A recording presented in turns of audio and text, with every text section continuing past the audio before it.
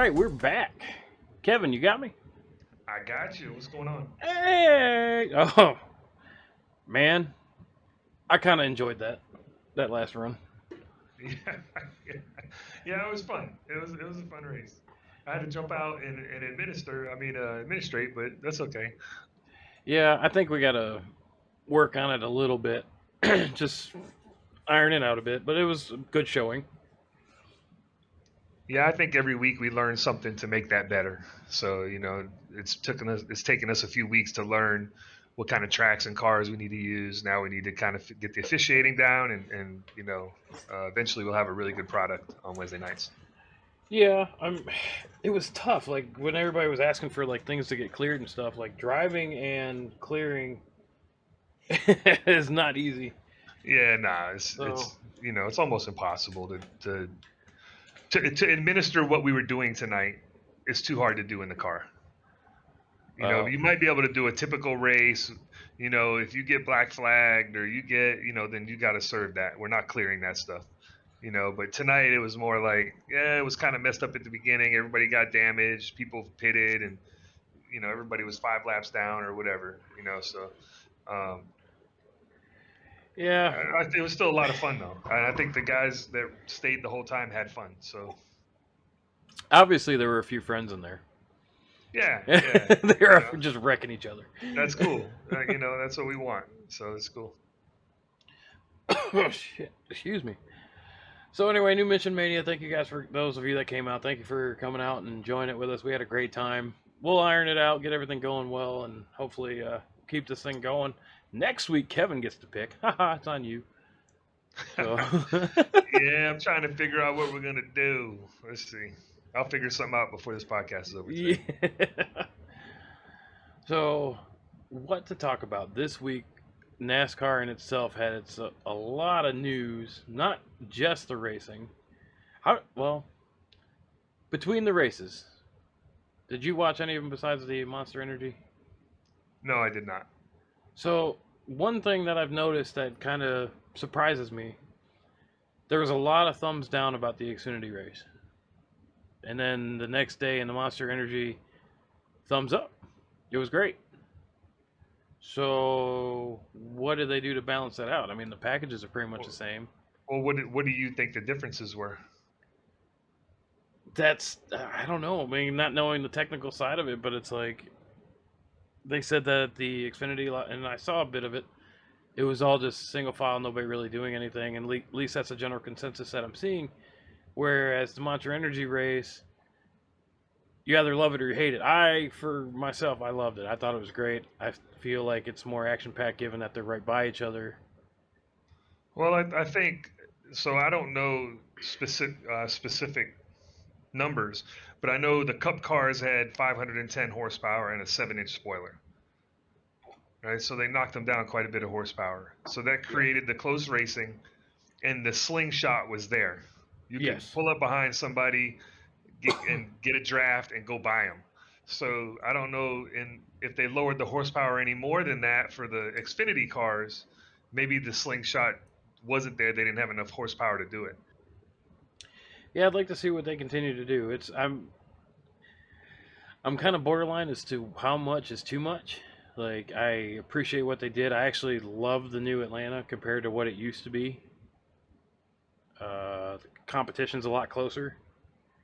Yeah, and they still had to have good handling cars, and uh, so for that, so the question is, for that type of racing, is that a better race than Daytona or Talladega?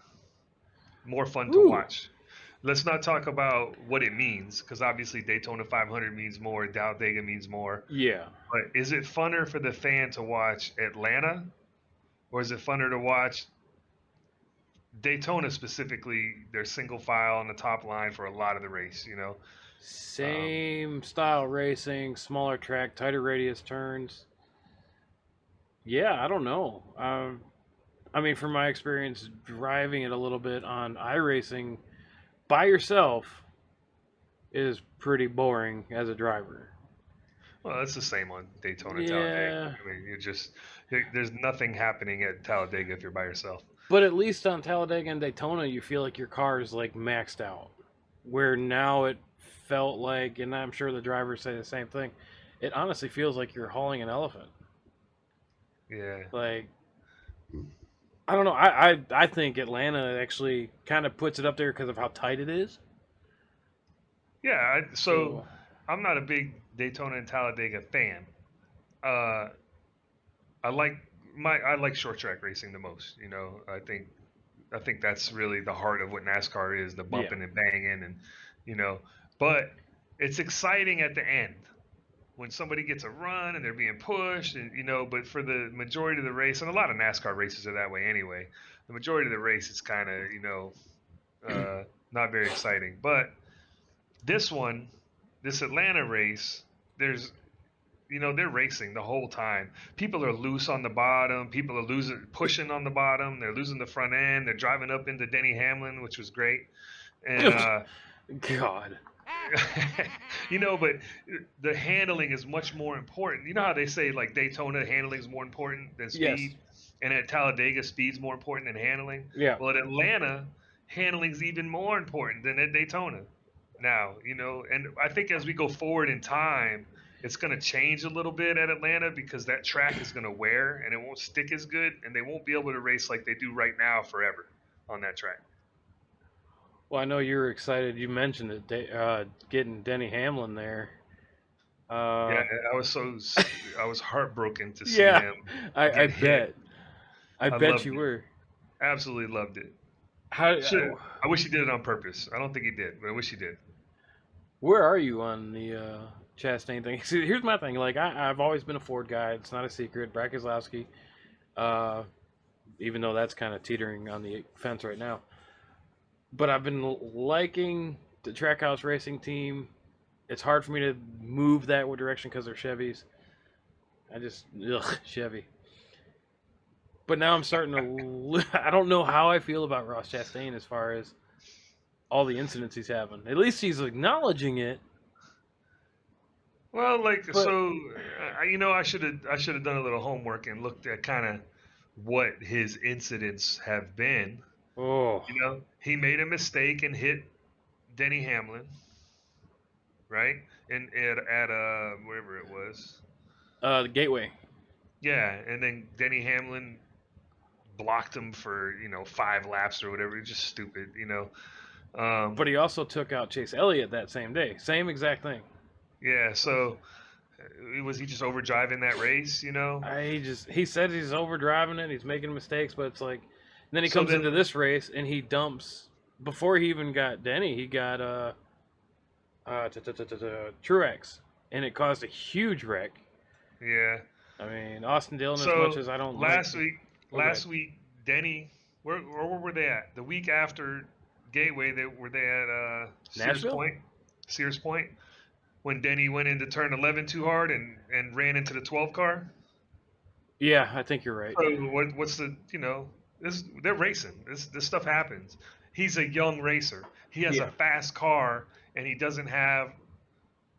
He's learning how hard he can push it, right? He In my better opinion. quicker.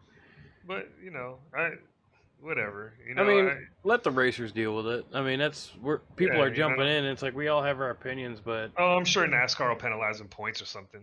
Well, that's what they do now. Well, okay. So here's a funny one for you. Talking about penalties. 20 car loses wheel, no penalty. He took the team from Bubba Wallace. They switched, and the week that they switch, they screw up again, lose a wheel on the 20. Not so sure I agree with them not penalizing, and hear me out. They're saying it's because it didn't end up on the track. Wasn't a problem, it went on the track. But now you have basically equipment outside the pit box. You got this wheel rolling down the pit lane, car sitting sideways. No penalty this week. And we're going back into our conversation like we've had before, the clarity, the double standard, not to make double standard, but the clarity. It's like, is it like every damn week we're talking about how they do one week and a different thing a different week? Yeah, we go right back to it, and it's like, There It's are a been the lot of problem with fans. NASCAR since I've been watching it. Yep.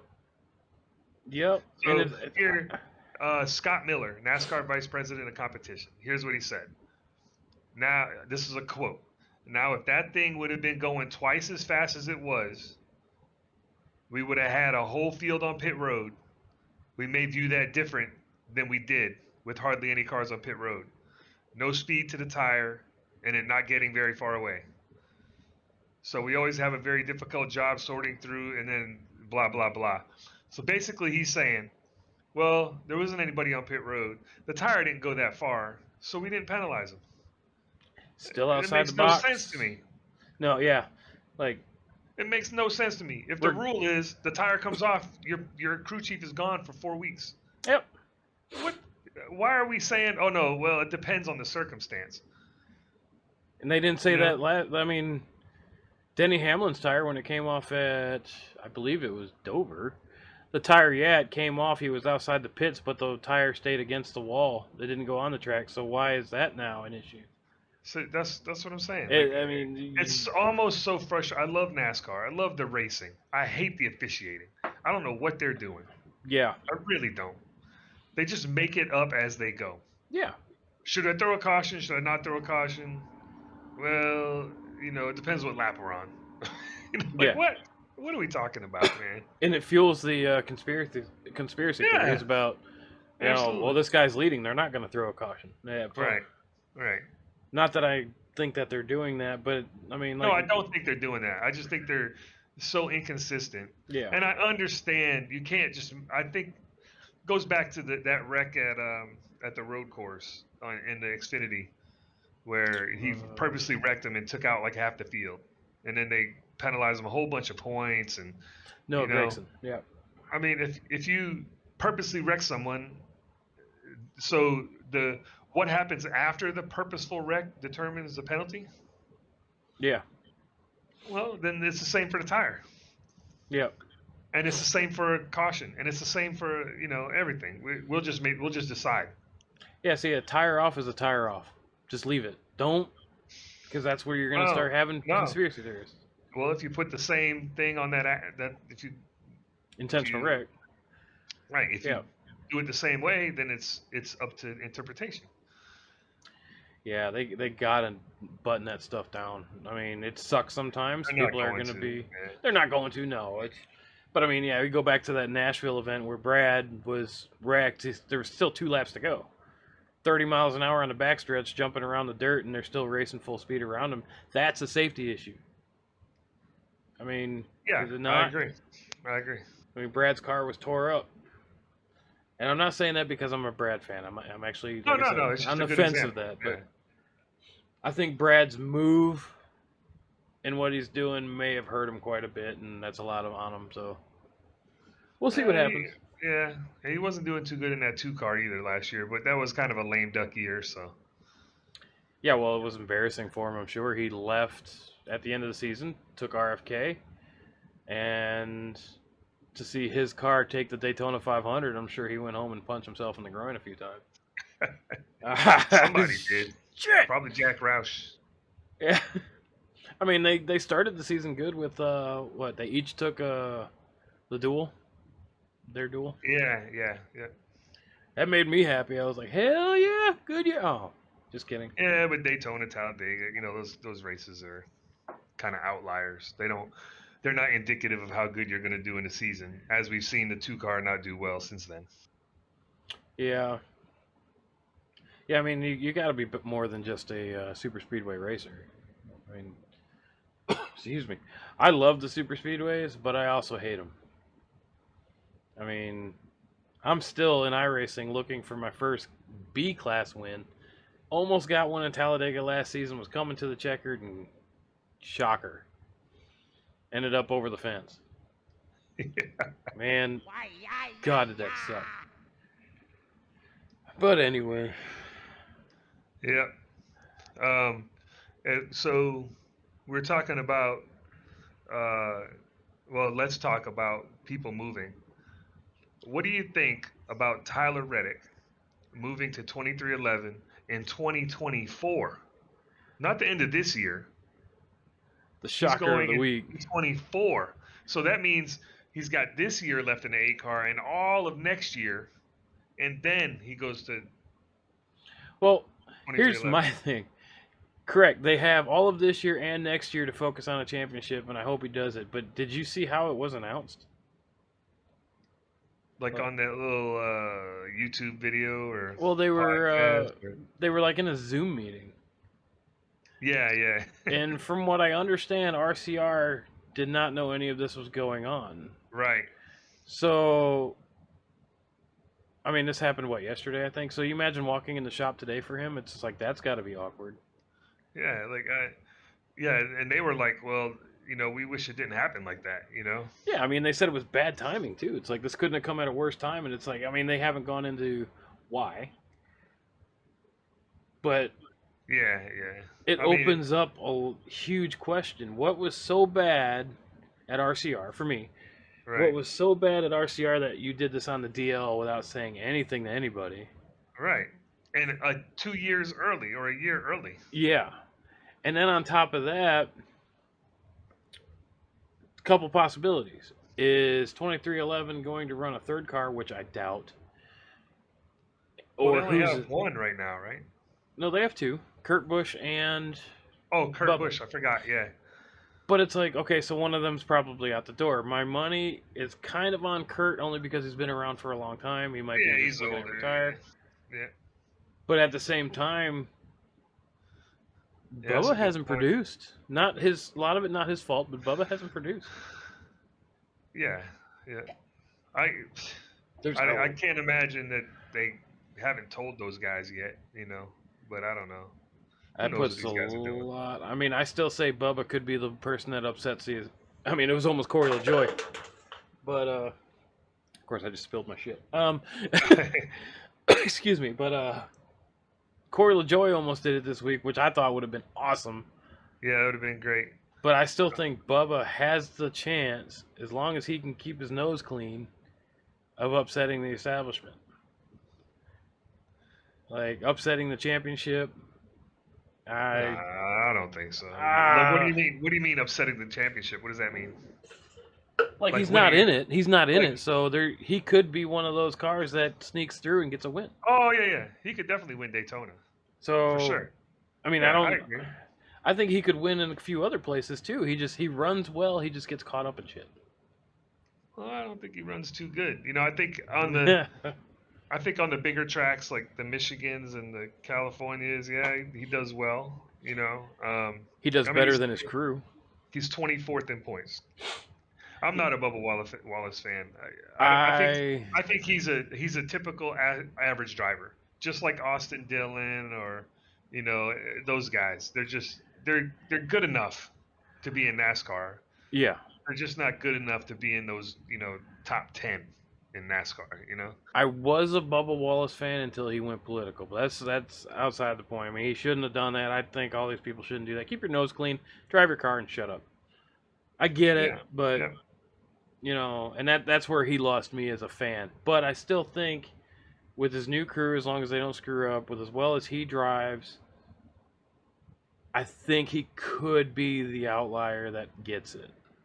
Yeah, I think Daytona. I don't think anywhere else. Maybe a road course with some pit strategy, maybe that. But at a normal track with no rain or no craziness, I don't think he can get a win. I don't think, but Well, somebody's probably out at 2311. It could be either in my mind. I don't know. yeah, I would think maybe they haven't even decided yet. And that's true too. I mean, They got a whole nother year to evaluate. From today until next year sometime. But I think if Kurt retires, if he doesn't want to walk away from racing, I bet he could still stick with 23XI as not an informant. What do you call him? Like like a consultant. subject matter expert, pretty much. A consultant. Yeah, Consultant. There you go. That's a big Yeah. word that I gotta look up. Hang on. I'm just kidding. Here's the question: does RCR bounce Tyler Reddick at the end of this season? Ooh. That's a possibility. I mean, he could have upset some people. Yeah, I mean, you know, It'd be interesting to see. And then he's not solidified into a ride next year, so he could be out without a ride for a year unless. somebody will sign him next year. It's one of those smaller teams, you know. Well, the thing is now, TDR, TRD, excuse me, Toyota Racing Development. When you sign on with them, they are gung ho with their drivers. So I'm thinking if he gets dropped out, they would probably give him something somewhere to keep him fresh. He can't go with Joe Gibbs. No, but who's to say they don't throw him in an Xfinity for a year? I mean, that's just a theory. I'm not saying it's. Yeah, I would think just some team would sign him for a year to. It wouldn't be any top tier team, you know. It would be like I don't know, Corey LaJoie's car, or you know, Oh, I'd hate one to of see those, him go. yeah, one of those guys, you know. God, that would have been awesome to see Corey LaJoie win it the other day. I mean, I don't know how people feel about the block. Everybody's on. No, I'm yeah, I wish he could have won it, but Yeah. I don't know if his skill level's high enough, you know. Well, he's got 184 Or his races. car wasn't fast enough, you know. He was up there. He had 184 races since he started, and he hasn't won one. Yeah, He was so close. yeah, That block at the end, I get it. It's another one of those situations where I totally understand why he yeah, blocked, but it was like he kept driving left or steering his car right up the hill, up the hill, up the hill, until Corey hit the wall, and then he turned left, and it was like, dude, he just yeah. ran him up to the wall. Like Well, I think that's what you're gonna do in that position. you have to, and like It's I don't. just like Daytona Talladega. You're gonna at that on that last lap on the tri-oval, Yeah, you're gonna commit to something, and you're gonna if you're in front, you're gonna block until you wreck. it's one of You know, those. so I hate it, but he had to do it. I mean, yeah.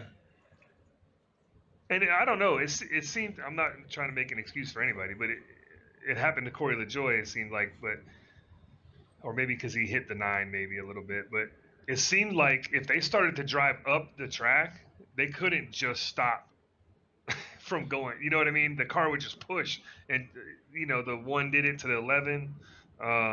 The 5 had it happen like on the first lap, went in the corner, and the car just went. Or he might have got loose though, actually. But once it starts pushing, it just drives straight.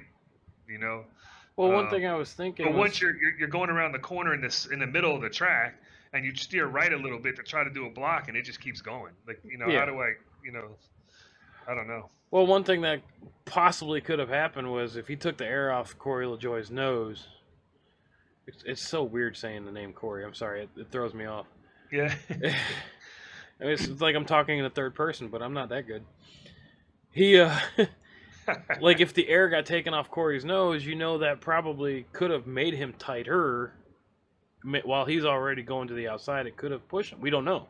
Right, that's what I'm saying. But Like, I mean, it just once you start to head that direction, it seemed like to me watching the race, it was very hard to get the car to rotate again without just backing all the way out, you know. And you're not going to back out on the last lap, so.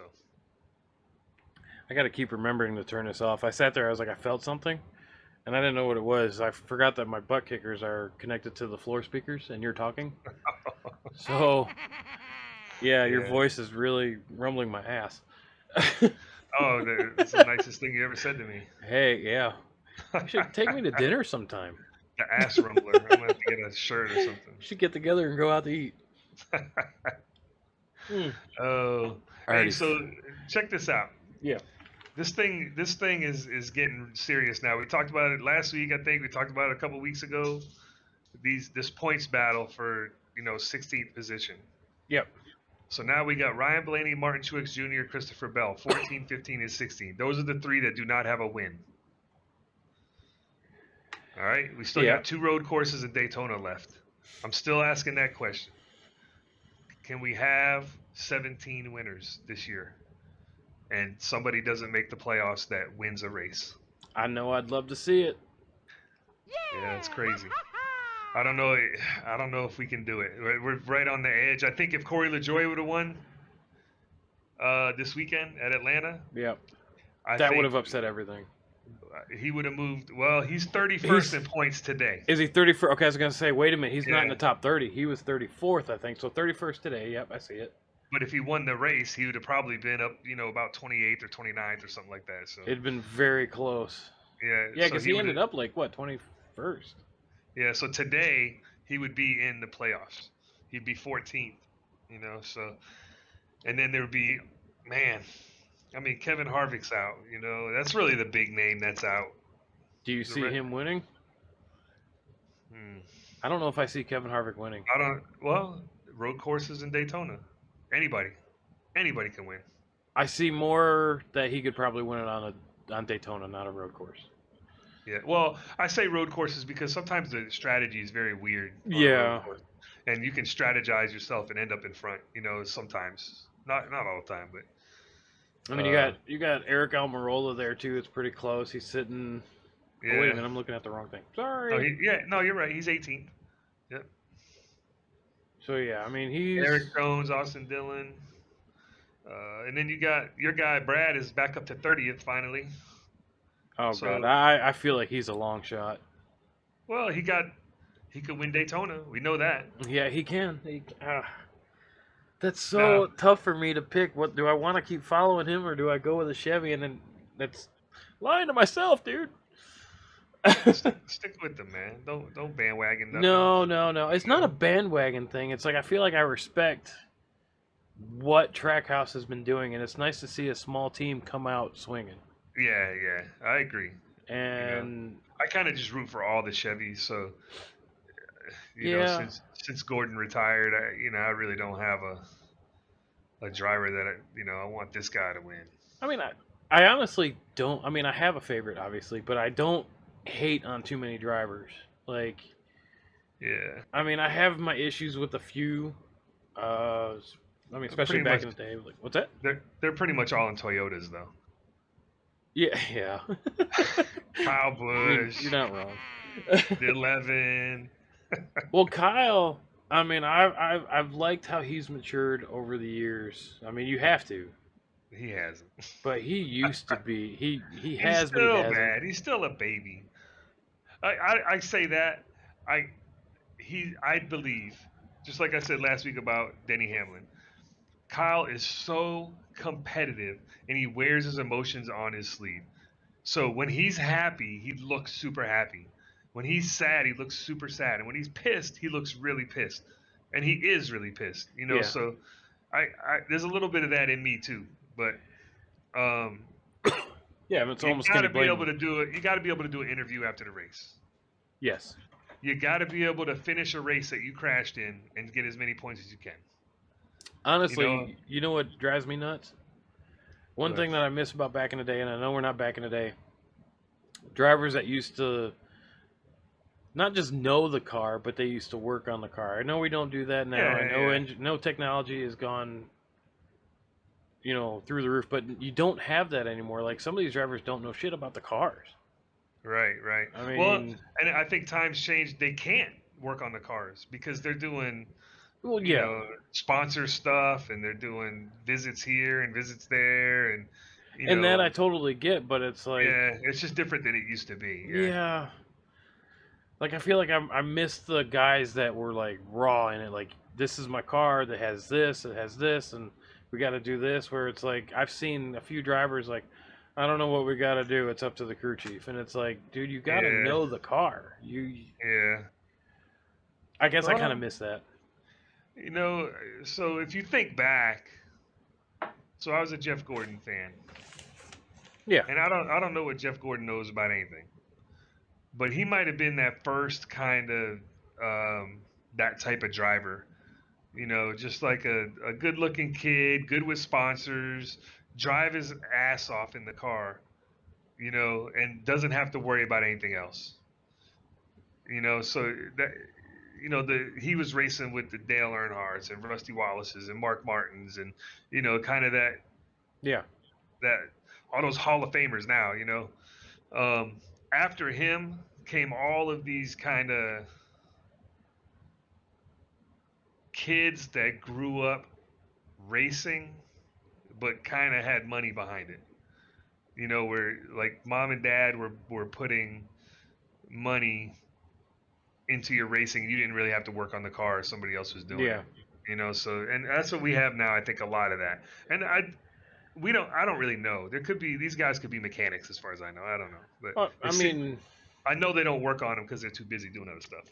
I feel like that. Well, I would say that, but some people are making dumbass shows and now making a freaking reality show. And anyway, Yeah, we you know who got we're all that talking extra about. time when you're finishing the race Yeah, I 15 laps mean, early. You know. yeah, that's another problem in itself, and that makes me wonder what's going on over there at RCR. But Oh, yeah, they both need to go. yeah, Well, but what I mean is Austin Dillon needs to go.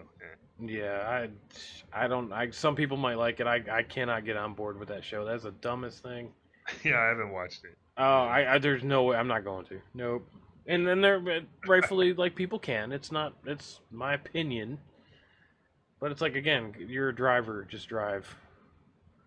So I'm glad Yeah, he's okay from that wreck he had this week. I don't know if you saw that, but yeah, he did hit the yeah, wall a ton, and I'm glad he's yeah, okay. As a yeah. We don't want nobody to get hurt ever. no, no. Yeah, it's a sad day.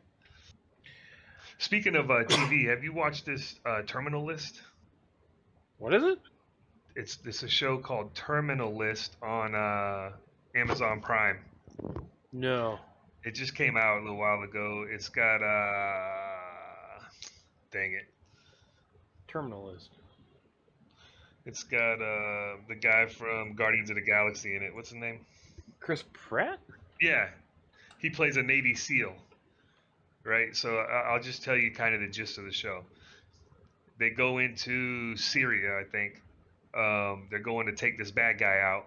The whole team gets wiped out, and he survives, and he comes back. And then there's this whole conspiracy, and they're telling him this happened, and he's like, "No, I was there. That didn't happen."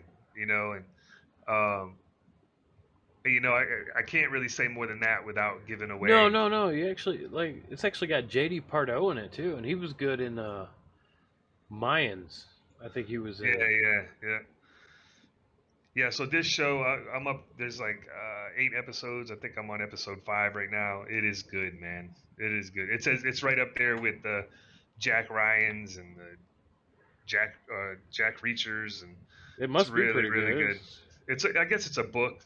One of my boss at work, he's like, "Ah, I read the books," you know. And like, okay, I'm not reading the books, but the It's got show's good. a 29,000, almost 29,500 views. It's got an 8.2 rating on IMDb.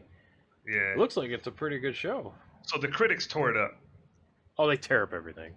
and the director, the guy that wrote the show, said, We didn't make this show for the critics." So. Well, yeah, I mean, you almost gotta like think that nowadays. Like they tear up everything. Nobody likes Yeah, everything. It's just but it's really good, man. I'm really enjoying it. So I've it's something to been check out. I've been actually kind of going back in history now and watching one of my old favorite shows, House.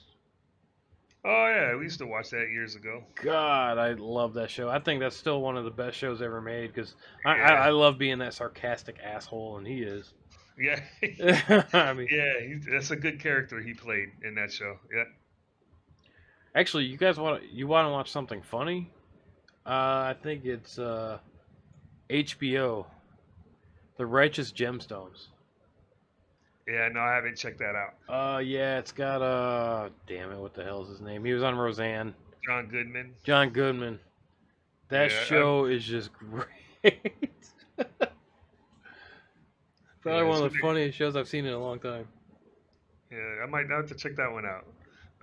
There's so many shows to watch right now, man. It's crazy. It's and I don't have time. I might get one show a night.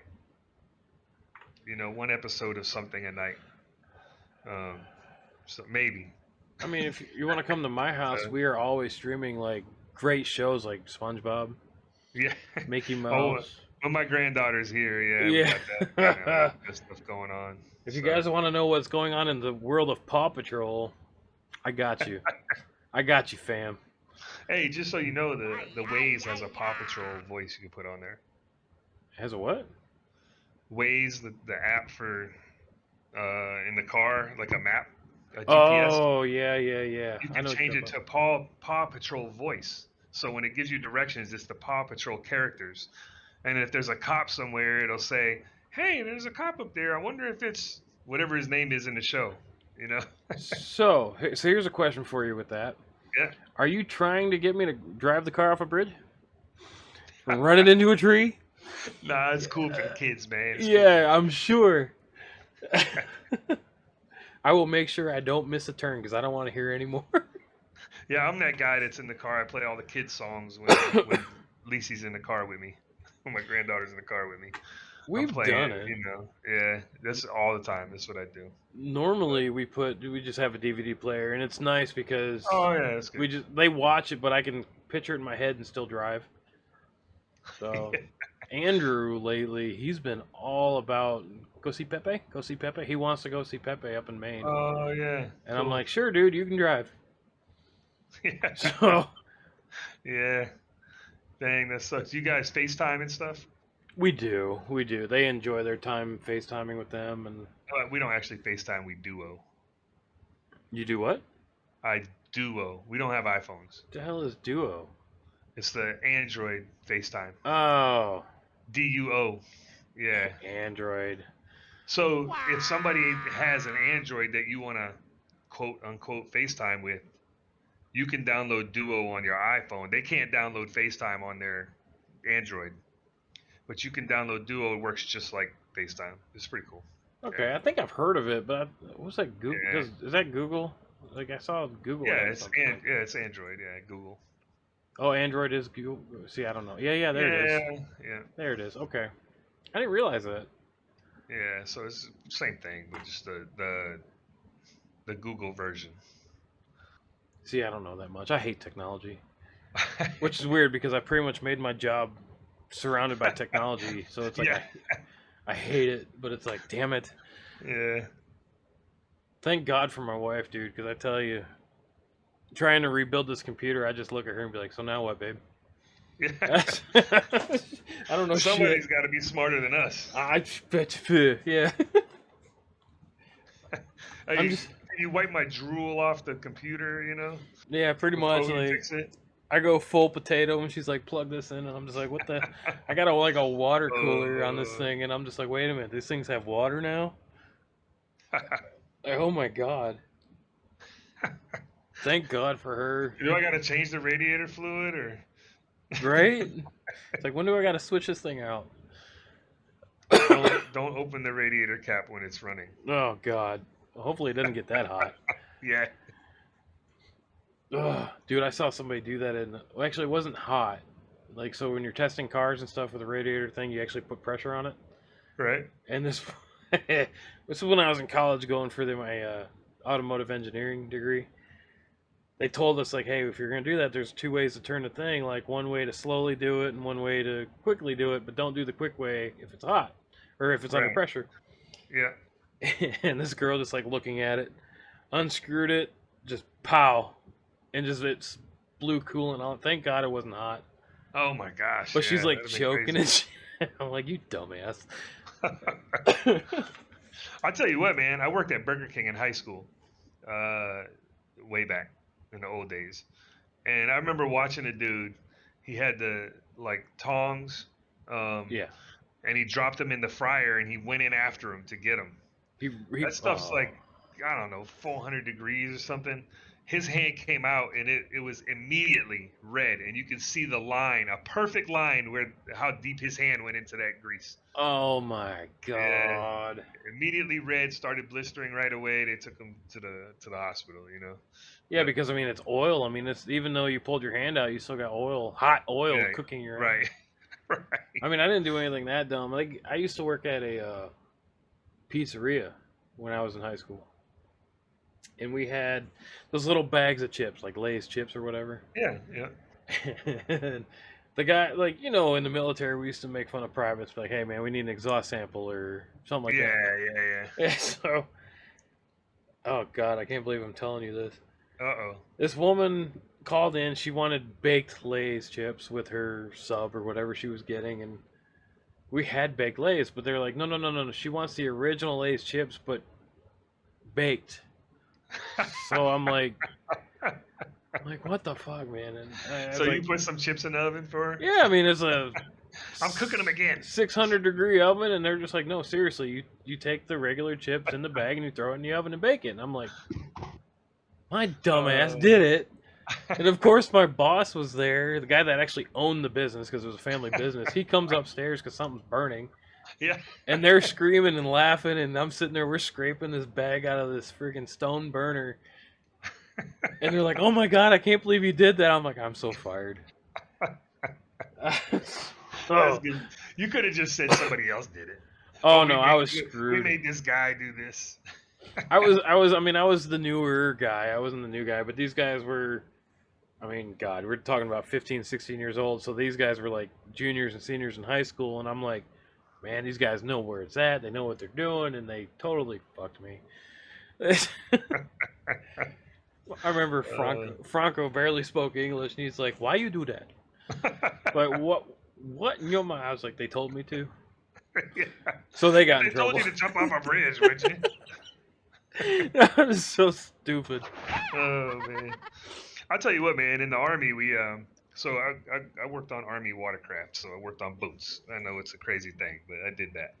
So over here where we live, where the base was, when we leave and we go out, you know, when we're going somewhere, going out to the ocean or whatever, we have to go under a bridge, and the bridge has to lift. And the thing is, you tell the new guy that you have to pay a toll. You know? Jesus. So we had a lieutenant. They're easy. You know, a second lieutenant. Yeah. And we had a pier. The pier is 1,200 feet long, and we have like 5 boats attached to this 1,200-foot long pier, and we're bringing it from, about 8 hours down the river. So anyway, we leave and we're going, and so we tell this lieutenant, hey, we got to pay this toll. And he's like, what toll? And we said, the bridge toll. When we get there, they're going to drop a basket down, and you got to put, we put like $20 in an envelope, and we handed it to him, right? So, and he's like, I don't remember this on the budget when we were setting up this trip. And we're like, nah, it's just, we do it all, we all know you got to do it. So just go stand up at the front of the pier, all the way up front, and wave the thing so they know we're going to pay them, and they'll drop the basket. So he's up there waving this envelope, right? We're going under the bridge. Now we're under the bridge. No baskets coming because it's a joke, right? Yeah. We're under the bridge, and we're like, stay under the bridge. Stay under. So he's running full speed on this pier, trying to stay under the bridge, waving the envelope, not looking at us. God. There was about 10 of us, and we were all on the floor laughing, just rolling on the ground. We could not even stand up. Finally, he stops and looks around and just sees us all rolling, laughing. Just, man, it was good stuff. That's probably the best one that I've seen. Oh, getting somebody. Yeah, he felt like an idiot, man, but it was great. We got pictures, so. I wish I could say I had pictures. We had one. I mean, zeroing the turret was always fun. Like the turret on top of the truck.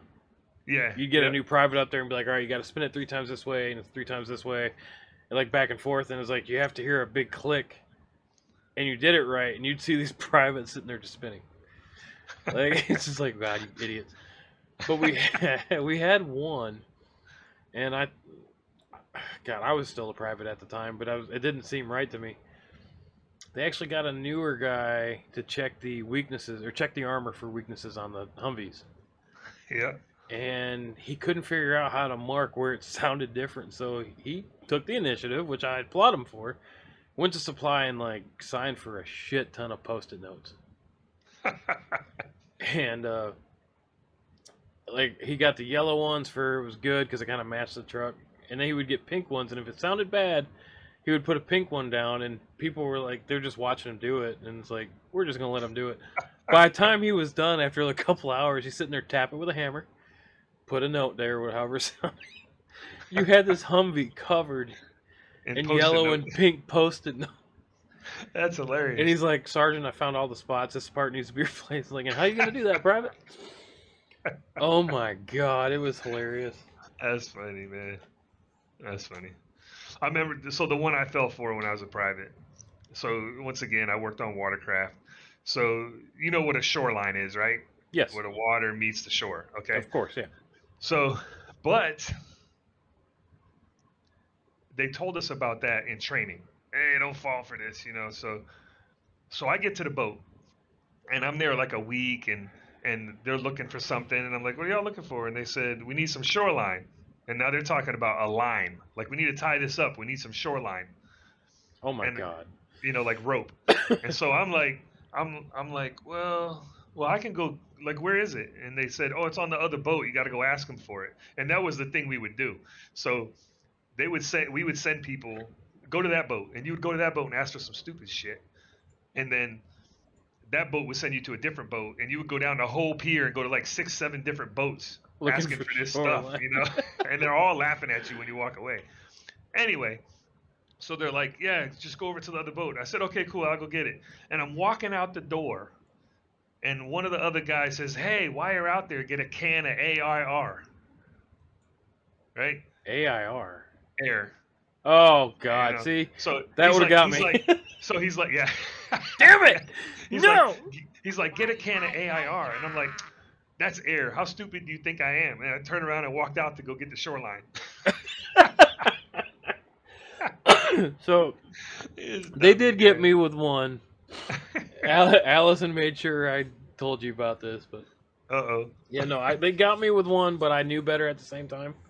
Yeah. So I got to my first company, 194th MP Company out of Campbell, and I had heard some dumb shit, and they're like, "Hey, we need a box of grid squares," and I'm like, you know, map reading was one of my favorite things. I loved map reading, and I'm like, what the hell? So yeah, I went to Supply, and I got a map of Fort Campbell area, and I was like, "Do you guys need this back?" And they're like, "No, it's an old map. It's outdated." So I actually cut it up on the grid squares, and I put it in a shoebox for my dress shoes, and I took it to my squad leader, platoon sergeant. They're the ones that asked for it, and I was like, "Here you go, sergeant." And then they're like, "What is this?" I was like, "This box of grid squares you asked for." Man, they laughed a little bit, but they're just like, "All right, smart ass." Yeah. So they made me put it back together. I was All right, now take so those grid pissed. squares and put them together. Yeah. Yeah, they're just like, okay. I mean, I did what they asked for, but yeah, they made me put it back together as best I could. I didn't get all the way. At least I don't think so. Yeah, It's that's so long funny, ago, man. but That's funny. Good times, man. Good times. I miss those times, man. I miss the Yeah. Army. So on the boats, the biggest one that we would do is the sea chest key. A sea chest on a boat is where the water is pulled in from the ocean to cool the engines and all that stuff. Yeah, that And makes sense. and there's no key, you know. But we'd be doing an inventory, and we'd be like, "Oh man, where's the sea chest key? I can't find it." Hey, and we get that private. Hey, go down to that other boat. And it was always sending them to another boat. Go to that other boat and get the sea chest key. So they would go to that boat. Hey, Sergeant Jaguar sent me over here to get the sea chest key. You dick. And they'd be like, oh no, we gave that to the other boat down on the end of the pier down there. You go, the guy's gone for like an hour going to all these different boats trying to find a sea chest key. And eventually one of his friends will tell him, hey man, it's bull crap. They're just messing with you, you know. So at least the other ones would be in on it. Yeah. It's great. It's great, man. That's awesome, man. God, the stuff you could do. Yeah. I wonder if I don't know if Allison ever got caught with anything like that. She's too damn smart. No, that's the thing. Like, she came in the Army as a specialist, so everybody automatically assumed. Like, I know she did say something like, when she first got to Germany, where we met, her first duty station, they automatically assumed that she was, you know, not new. Not new. I was gonna say not private, like, but yeah. No, I mean, she's smart, but yeah, it's for the Army. She was still brand new, and nobody really took advantage of her. I don't think. Yeah, well, good, lucky. Yeah, that's no fun. We'll have to think of something. I hope she's not listening. Oh, she's listening right now. Son of a. She sent me a message. She's like, "Don't forget about your grid squares," and I was like, I was waiting. She's like diming you out. Yeah, oh no, she knows. She remembers that. Yeah. Lucky her joining with her college degree and everything, and yeah, she said she never got hit with shenanigans. Yeah. That's probably good for her, because I mean, well, it's it's a good specialist. Stories. Nobody would have thought to do it. It's good stories. I would have. I was that guy. Hey, look. I enjoyed doing stuff like that. I mean, if I ever had a chance. You know, I mean, shoot, when I was growing up, when I got promoted, I got all that hazing was in effect. I'm Did you just saying. ever? I'm just saying. By Did the time I you? got out, it was illegal. You know. Oh god, yeah. Okay, so here's one for you. I had a soldier. Uh, failed his PT test. All right, failed it on push-ups. And of course, Allison probably knows about this too. We're in the same unit. This is when I was at Campbell, or I'm sorry, Germany. But he failed his push-ups, and part of his corrective training was every time we agreed if he wanted to go smoke a cigarette, he had to do, I think it was like 20 push-ups, something like that. Yep.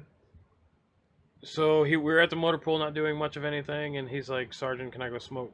He's like, "I'm just kind of sitting there." I was like, "Yeah, go for it. You know what you got to do." So he's sitting there doing push-ups near me, and you're right. Yeah, it's pretty much illegal. Next thing I know, I got an E6 who's not even in my platoon, has no idea what's going on, started screaming at me for smoking and belittling the soldier, and I'm just like, Yeah. so now I'm at parade rest for this guy. Yeah. He's got my soldier. You're being smoked and belittled. Yeah. So and he No. gets my soldier up, and I told him, I was like, Sergeant. I remember his name. I'm not gonna say his name, but I was No. like, Sergeant, we were told, or we agreed to this. This is what happened. He failed his PT test, so you're making him do some push-ups. If he wants a cigarette, disgusting habit, gonna hurt him in the end. I used to do it. I get it, but Yeah. and yeah, like, well, you can't do that. And I was like, it's a corrective training that we agreed on, and yes, I can. Yeah. I wasn't belittling him. I am making him a better person.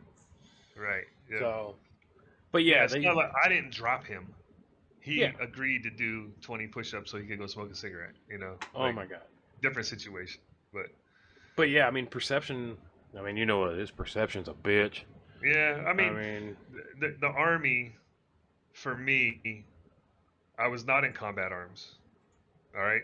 But the the attitudes and the lackluster leadership changed significantly from when I was a private until I retired after 20 years.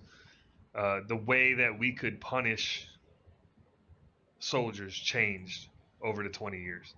You oh, know, it's if you got a speeding ticket when I was young, you had to stand.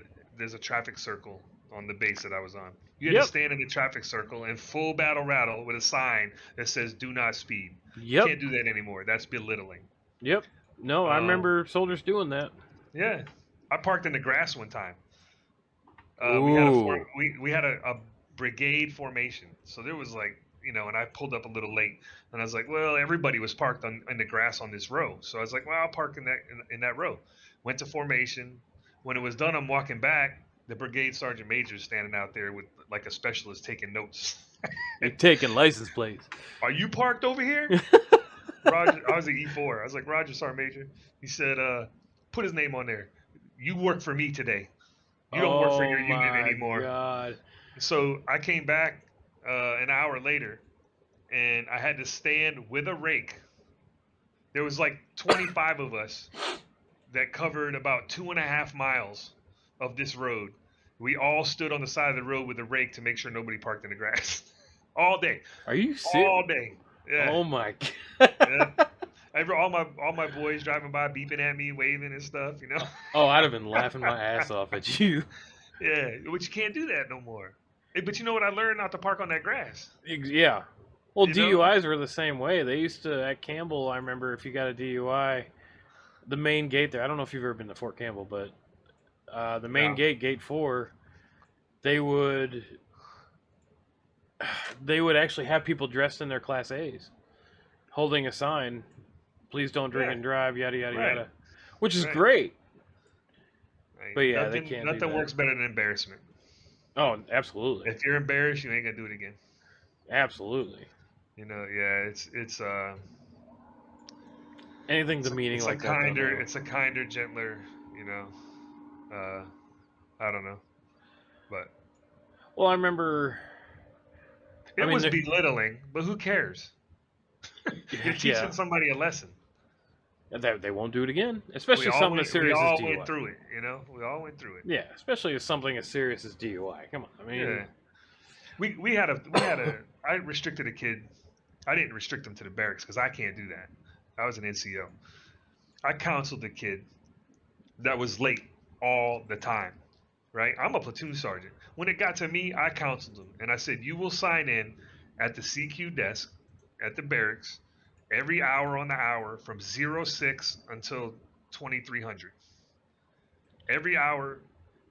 This kid went and complained, right? Yeah. Legal got involved. And they called me and said, I can't do that because I'm effectively restricting him to the barracks and I don't have that power. They said I can do it every 6 hours. Really? Yeah, so I had to do 6 a.m., noon, and like 9 o'clock at night or something like that. You know, like, oh my God. It was So ridiculous. I got one for you. Yeah. My last unit. Okay. And Allison might remember this too. I don't know. We had a female. I'm not going to say her name. Can't stand her anyway. But girl in my squad, we were sitting there, morning formation, fall in, accountability formation. She is drunk. Like, drunk. First sergeant calls the company to attention, and she yells, I love Justin Bieber. And first sergeant just, like, stopped. I was like, oh my God, I am so screwed. Like, so I tell her, first sergeant's like, come see me. I was like, all right. Told him I took care of it. I stood up for her. Like, my platoon sergeant and I talked. I was like, first sergeant, I'm just going to send her in a room. We're going to do hourly checks. Make sure she's okay. And that's all we did. We were, like, trying to get her from not getting in trouble for drunk on duty, Right. She's right, normally right. not a person that did that kind of stuff. Right. Yeah. A good soldier, whatever. Yeah, But, So, send her to her room, check on her for an hour here, an hour there. Next thing I know, she's obviously sobering up. She's realizing that I've pretty much confined her to her room, and it was basically for her own damn good. right. She then threatened to call the police on me, which we are MPs, you stupid idiot. Yeah. Right. But she wanted to call the MPs on me for unlawful containment or detainment. Yeah. And I'm like, wait, what? Like, But she probably has an argument because that's what legal will say. You don't have the authority to confine her to a room. Yeah, but I mean, at the same time, the intent there was not to detain her. I mean, I was just like, at this point now, unfortunately, she doesn't have a BAC that I could fall back on. Right. To actually be like, she was drunk. It doesn't. So we're in 20 whatever. I don't know what year that was, but that was 20. Intent doesn't matter anymore. Yeah. Your good intentions do not matter anymore. Only the facts. Well, that was the last time. That was the last time I let a soldier walk on me. I was like, you know what? Any of you guys show up drunk, you're going to the fucking prison. That's it. You're going to the MP station. Yep. So I'm not dealing with that anymore. I tried to be what they called it, Sergeant Buddy. Yeah. You learn that as you go through. Yeah, no, I was like, you're done. The first time you try to help somebody and they screw you, it screws everybody else. Yep. Yeah. So that's it on that one. That was done deal there. But she ended up getting out anyway. I think she got out on family care, if I remember correctly. But anyway. Yeah. Well, it's almost time to wrap it up. It's a shame Jamie couldn't join us. I'd like to hear some of his stories from the Air Force. Oh, I'm sure he's got some. Sure he does. Yeah, it's the Air Force. We'll do this again sometime. Share some old. Man, I got some. It's kind of nice to discuss it, Man, I got some. I'm sure Allison would love to hear me tell everybody about the on the road stories from being an MP. Some of the shit you run into working the road. Right. But I appreciate you joining us tonight. Those of you that are watching, thank you guys for watching the channel tonight. Thank you guys that came out tonight. Greg, I appreciate you coming to New Mission Mania. Next week, Kevin, did you ever think about what we're doing next week? Yeah, I'm thinking like Trucks Atlanta, but we'll see. Trucks Atlanta. Ooh. Yeah, just because you don't like it, so we'll try it out. See how it goes. I didn't say I didn't like it. I didn't say I didn't like it. But hey, everybody, check it out. Don't forget to send us at newmissionmotorsports@gmail.com. Don't forget to send us your clips, whether or not it's iRacing, pictures and video from real life racing. Have it here on our podcast. So I'll put it together, throw it on the YouTube channel, New Mission Motorsports on YouTube. Don't forget to like, share, subscribe, YouTube, Facebook, and Twitch. We hope to see you guys there. Thank you, Kevin, for joining us tonight. You guys have yourselves a great night. Have a good one. We'll see you later. Take care. Yep.